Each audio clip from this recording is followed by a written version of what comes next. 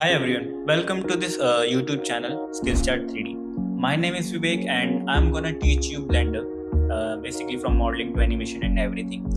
And अगर आप इस फील्ड में नए हो और आप 3D एनिमेशन सीखना चाहते हो लेकिन आप इस डायलेमा में हो कि कौन सा सॉफ्टवेयर सीखना चाहिए। इनिशियल स्टार्टर्स के लिए आप क्या कर सकते हो, ब्लेंडर को चूज कर सकते हो। पहला तो ये फ्री है, दूसरा इसका यूजर इंटरफेस भी काफ़ी ज़्यादा फ्रेंडली है। तो बिना कुछ डिले करें हम स्टार्ट करते हैं।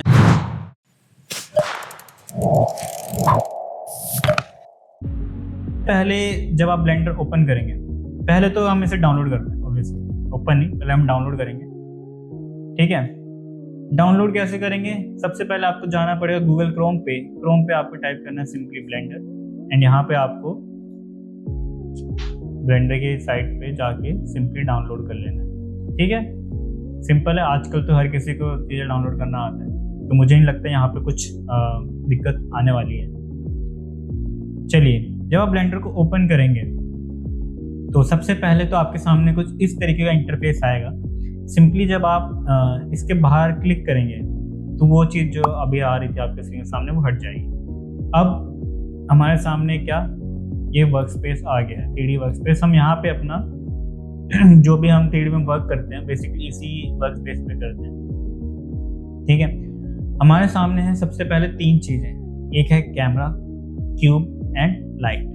ठीक है, तो ऑब्वियसली जो भी चीज़ हम बनाएंगे उसको रिकॉर्ड करना पड़ेगा, चाहे वो इमेजेस हो या वीडियोस हो। उस केस में इसी केस में हमारे पास एक कैमरा है, ठीक है, जिसके थ्रू हम चीज़ों को रिकॉर्ड करेंगे या फिर वीडियो वगैरह शूट करेंगे। ठीक है, और ऑब्वियसली हमारा जो भी सीन रहेगा उसमें लाइट करना है, मतलब लाइटिंग वगैरह करने के लिए लाइट्स हमारे पास, जैसे ये आप साइड में देख भी पा रहे हो राइट हैंड साइड पे। तो यहाँ पे कलेक्शन होता है, कलेक्शन बेसिकली तुम्हारे ऑब्जेक्ट लाइट से जो भी चीज़ तुम्हारे वर्कस्पेस में है, ठीक है, उसको यहाँ डिनोट करेगा। देखो यहाँ कैमरे पे क्लिक कर रहा हूँ तो मेरा कैमरा भी हाईलाइट हो रहा है मेरे वर्कस्पेस में। ठीक है, लाइट को सिलेक्ट कर रहा हूँ तो मेरा लाइट भी क्या हाईलाइट हो रहा है एंड यहाँ पे क्यूब भी हाईलाइट हो रहा है। ठीक, अब ये तो हो गया कि थोड़ा वर्कस्पेस के बारे में बता दें कि क्या क्या चीज़ें होती हैं। सब अब हम आ जाते हैं कि इसे नेविगेट कैसे करें। नेविगेट इन द सेंस कि आगे पीछे दाएं बाएं कैसे जाते हैं 3D। ठीक है, तो सबसे पहले जो आपका मिडल माउस बटन है, अगर आप उसको प्रेस करके अपने माउस को सिंपली राइट टू लेफ्ट या लेफ्ट टू राइट ड्रैग करेंगे तो आप देख पा रहे होगे कि मैं क्या कर रहा हूँ, उस पर्टिकुलर ऑब्जेक्ट जो कि मेरा क्यूब है उसके अराउंड क्या कर रहा हूँ, रोटेट कर रहा हूँ। ठीक है, तो ये बेसिकली रोटेशन वाला हो गया।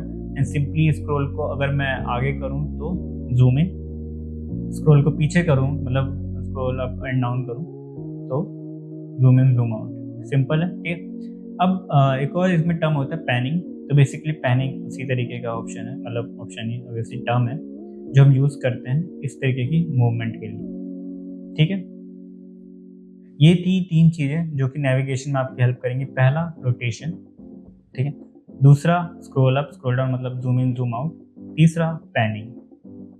ठीक है, सिंपल, कोई इसमें ज़्यादा दिक्कत वाली बात नहीं है।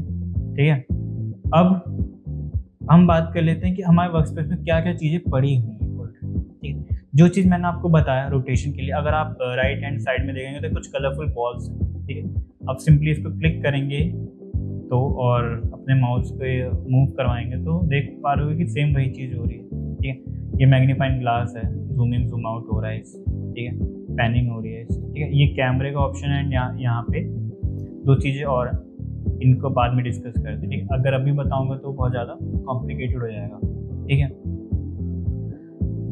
तो सबसे पहला टास्क था हमारा 3D वर्कस्पेस में नेविगेट करना। ठीक है, अब जो हमारा दूसरा टास्क है जो कि इम्पोर्टेंट है वो कुछ टूल्स के बारे में जानना, क्योंकि अब नेविगेशन आ गई, अब हम टूल्स के बारे में जानेंगे कि कौन कौन से बेसिक टूल्स होते हैं जिसकी मदद से हम अपने ऑब्जेक्ट को ऑब्वियसली मैश को चेंज कर सकते हैं, उसको एक पर्टिकुलर ऑब्जेक्ट में ट्रांसफॉर्म कर सकते हैं। ठीक है, तो लेफ्ट हैंड साइड में आपको कुछ ऑप्शन दिखेंगे, जैसे ये देखिए मेरा कर्सर उस पर अभी मूव हो रहा है।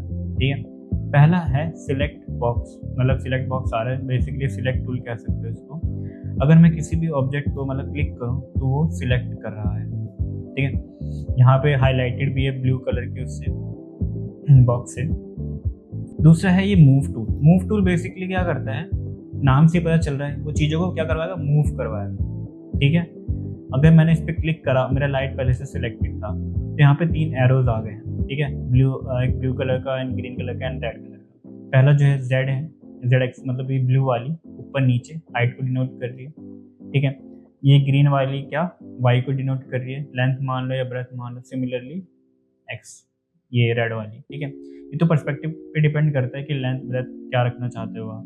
ठीक है, तो मूव टूल का काम यही है, चीज़ों को क्या मूव करवाना। दूसरा ऑप्शन है हमारे पास 1 2 3 4, फोर्थ ऑप्शन है हमारे पास रोटेट। ठीक है, रोटेट टूल बेसिकली क्या करेगा, जैसे लाइट में तो पता नहीं चलेगा, लेकिन अगर मैं इस क्यूबॉइड को सिलेक्ट करूँ एंड देन ये जो रेड कलर का आर्क बना हुआ है, सिंपली इसको मैं अगर करूँ तो देख रहा हूँ मेरा ये जो क्यूबॉइड शेप का जो ऑब्जेक्ट है वो क्या कर रहा है, रोटेट कर रहा है। ठीक है, अगर मैं सिंपली दूसरे एक्सिस को सिलेक्ट करके करूँ तो वो दूसरी एक्सिस पे क्या हो रहा है, रोटेट हो रहा है। Pretty simple. ठीक है, एंड देन रोटेट के नीचे जो नेक्स्ट टूल आता है जो कि 5th टूल है वो है स्केल। स्केल बेसिकली क्या करता है, चीज़ों को बड़ा या छोटा करता है। ठीक है, अगर मैं ये इस एक्सिस पे पकड़ के करूँ ग्रीन वाले पे, तो क्या हो रहा है, वो उस एक्सिस पे बड़ा हो रहा है। अभी तो खैर ओवरऑल दिख रहा है क्योंकि वो स्ट्रेट नहीं, मतलब वो ऑलरेडी टेढ़ा कर रखा है। लेकिन अगर मैं इसको एक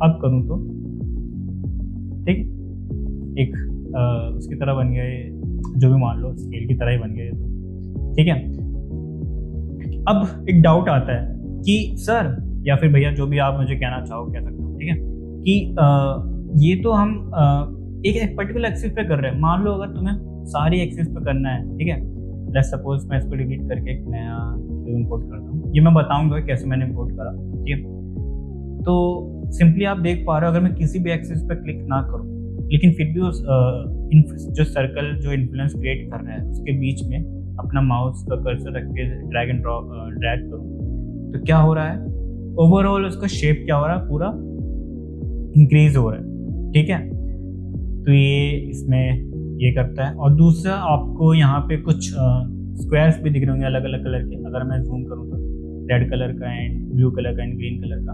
इनका क्या टास्क है, अगर मैं इनको प्रेस करके स्केल करूँ तो आपके सामने 2 अलग से एक्सिस हाईलाइटेड हो रही हैं, एक ये ब्लू कलर की एंड ग्रीन कलर की। इसका कहने का मतलब है आपने जो एक्स के अलोंग जो स्केलिंग थी वो आपने रिस्ट्रिक्ट कर दी है।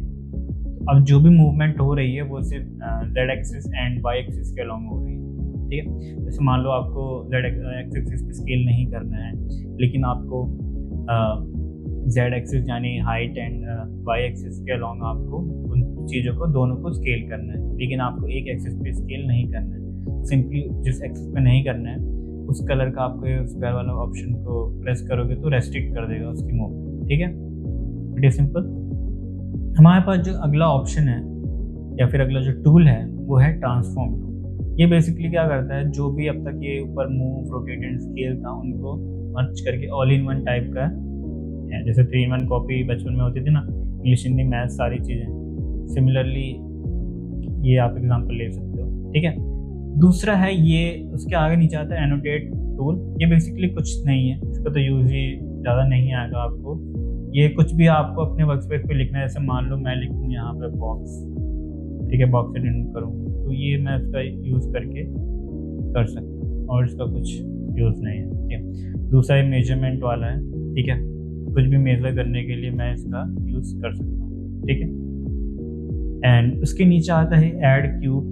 ठीक है, जैसे मान लो मुझे एक पर्टिकुलर लेंथ का क्यूब चाहिए। ठीक है, अभी तो अगर मैं कुछ भी स्पॉन करवाता हूँ तो बाय डिफ़ॉल्ट 2x2 मीटर का आता है। ठीक है, अगर आप इसको सिंपली यहाँ पे क्लिक करेंगे तो यहाँ पे डायमेंशंस में आपको लिखा हुआ मिल जाएगा कि आपके क्यूब की डायमेंशन क्या है। ठीक है, लेकिन सिंपली जैसे मान लो मुझे अपने मन के मुताबिक इतना ऐसा क्यूब चाहिए।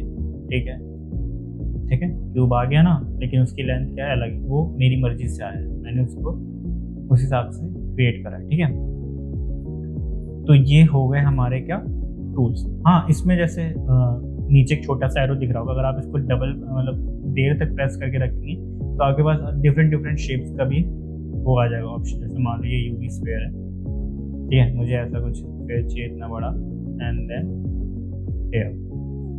Pretty simple. ये थे बेसिक से टूल्स, ठीक है। मैं और ये थी हमारी नेविगेशन, मतलब नेविगेशन इन द सेंस जो मैंने आपको स्टार्टिंग में बताया था ना, रोटेट, पैनिंग एंड जूम। आज की क्लास के लिए इतना ही, ठीक है। आप ब्लेंडर को डाउनलोड करिए एंड इन सारे टूल्स का यूज़ करके इस क्यूब को कुछ भी ट्राई करिए, ठीक है। मिलते हैं आपसे नेक्स्ट क्लास में, उसमें मैं थोड़े से और टूल्स के बारे में बताऊंगा, ठीक है। तब तक के लिए बाय बाय।